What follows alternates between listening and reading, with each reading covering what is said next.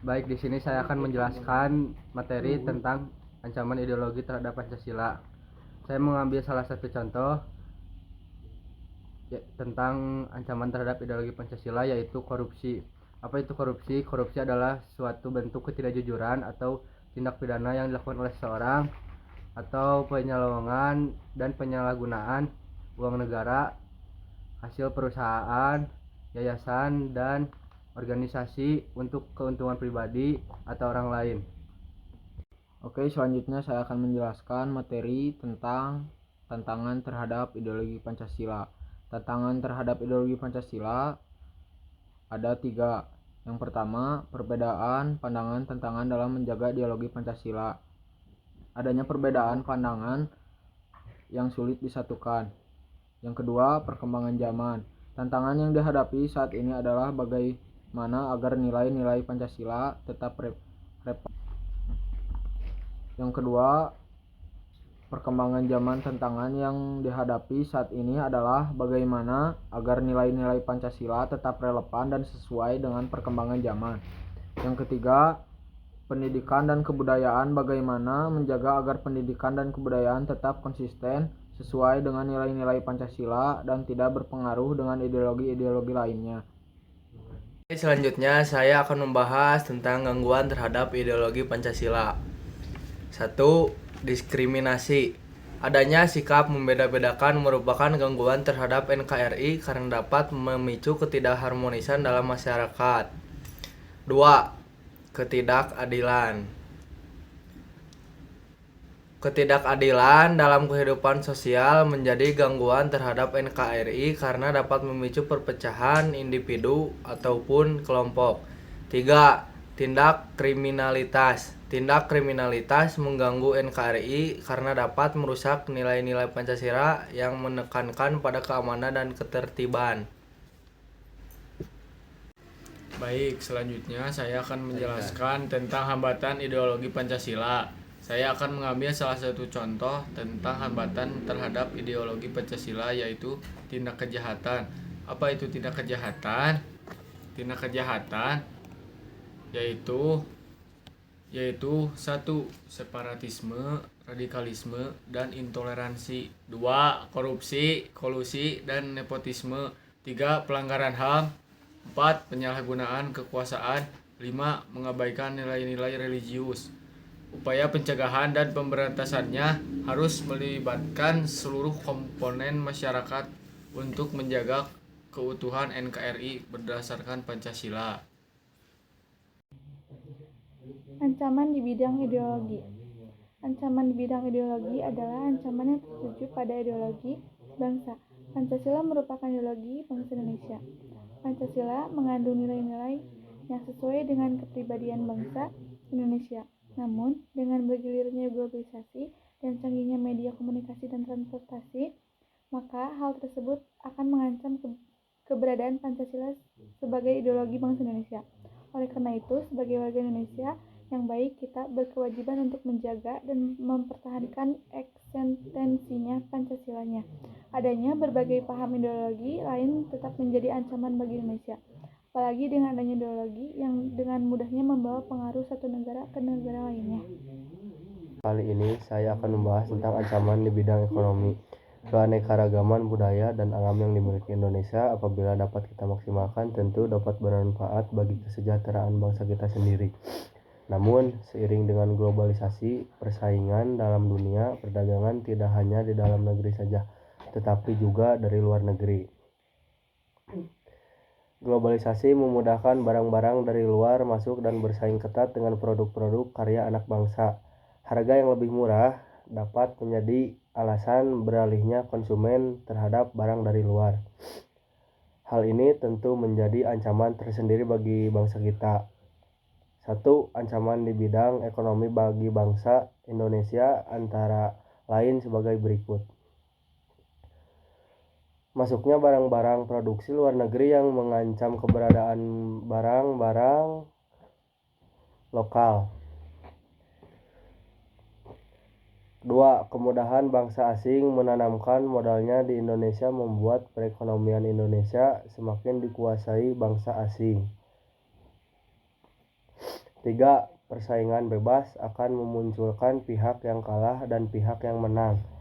Pihak yang menang seolah dapat melenggang dengan berbagai keuntungan, sedangkan pihak yang kalah akan terus merasa tertindas.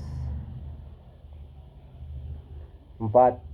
Sektor perekonomian yang bersubsidi semakin berkurang, koperasi juga sulit berkembang, serta angka pengangguran dan kemiskinan semakin bertambah. 5. Prospek perekonomian jangka panjang memburuk. Berikut contoh upaya penyelesaian terhadap ancaman di bidang ekonomi. 1. Penciptaan lapangan pekerjaan yang memadai mewujudkan persaingan yang sehat antara pelaku ekonomi. 2. Memberi subsidi yang memadai dan merata. 4. Menciptakan iklim usaha yang kondusif. 5. Mengutamakan pengadaan barang-barang produksi dalam negeri daripada barang-barang lokal.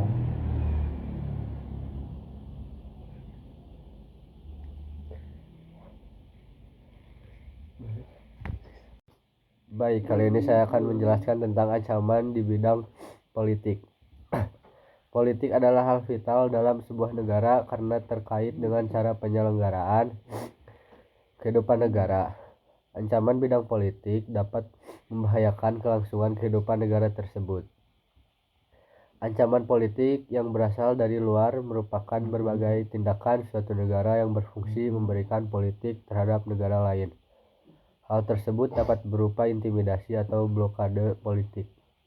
Adapun ancaman politik yang berasal dari dalam negeri biasanya berupa penggunaan kekuatan atau pengaruh untuk mengerahkan massa untuk melemahkan atau bahkan menumbangkan kekuasaan pemerintah.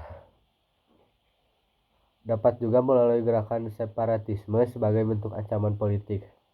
Separatisme dapat menempuh pola perjuangan politik tanpa senjata dan perjuangan bersenjata. Pola perjuangan tidak bersenjata sering ditempuh untuk menarik simpati masyarakat internasional.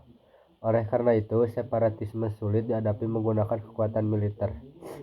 Berikut contoh untuk upaya penyelesaian terhadap ancaman di bidang politik. 1. Pelaksanaan tugas dan wewenang lembaga negara dengan baik. 2. Menyelaraskan antara hak dan kewajiban warga negara dengan baik. 3. Mengutamakan kepentingan dan kehendak rakyat. 4. Menegakkan kehidupan negara yang demokratis.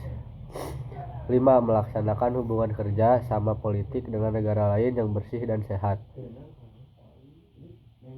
Selanjutnya, saya akan menjelaskan materi tentang ancaman di bidang sosial budaya. Dalam hal sebagai berikut. Nomor 1, kebodohan. Nomor 2, ketidakadilan. Nomor 3, keterbelakangan. Adapun ancaman dari luar timbul sebagai akibat dari pengaruh negatif globalisasi, antara lain sebagai berikut. Isu kemiskinan. 1. Munculnya gaya hidup konsumtif dan selalu mengonsumsi barang-barang dari luar negeri. 2. Munculnya sifat hedonisme, yaitu kenikmatan pribadi dianggap sebagai suatu nilai hidup tertinggi. Hal ini disebut manusia suka memaksakan diri untuk mencapai kepuasan dan kenikmatan pribadinya, meskipun harus melanggar norma-norma yang berlaku.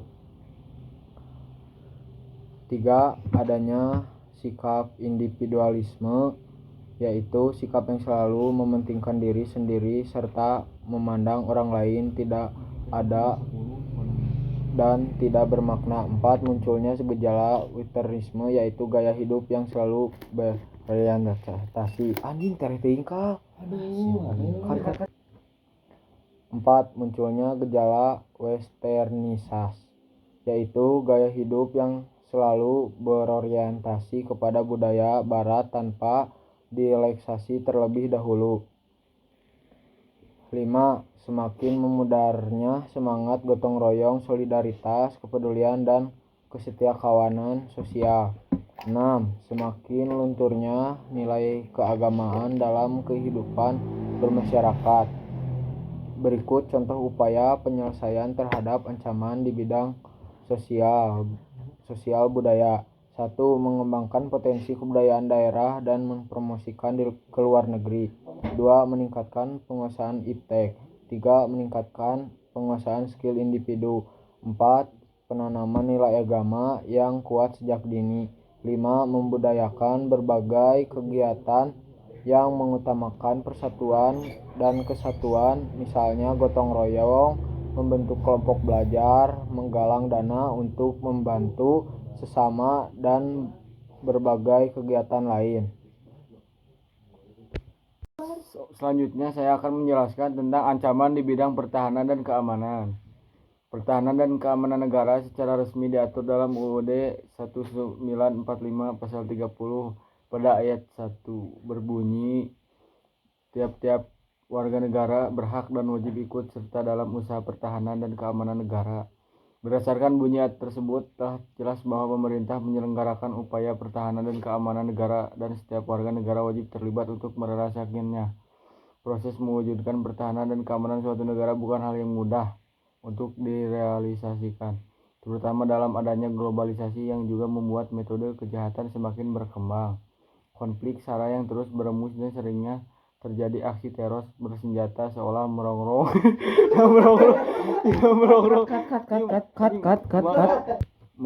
kehidupan masyarakat. Ancaman bidang pertahanan dan keamanan harus mendapatkan perhatian khusus karena dengan lemahnya penanganan akan membuat wibawa serta harga diri bangsa dan negara Indonesia turun di mata internasional. Berikut contoh upaya penyelesaian terhadap ancaman di bidang pertahanan dan keamanan. 1. Melakukan pencegahan dengan cara membangun hubungan yang baik dengan semua negara. 2. Meningkatkan kerjasama di bidang pertahanan dan keamanan dengan berbagai negara. 3. Melibatkan seluruh komponen rakyat dalam meningkatkan pertahanan dan keamanan negara. 4. Penguatan TNI dan Polri sebagai kekuatan utama sistem pertahanan dan keamanan. 5. Penanaman pentingnya melaksanakan semua jenis peraturan yang berlaku untuk mewujudkan kehidupan negara yang aman dan nyaman. Oke, anjing. Perkenalkan, saya Saha Nabila Putri. Di sini saya akan memberitahu tentang contoh upaya penyelesaian terhadap ancaman di bidang ideologi yang saya ketahui. Yang pertama ada menanamkan nilai-nilai Pancasila sejak dini. Yang kedua ada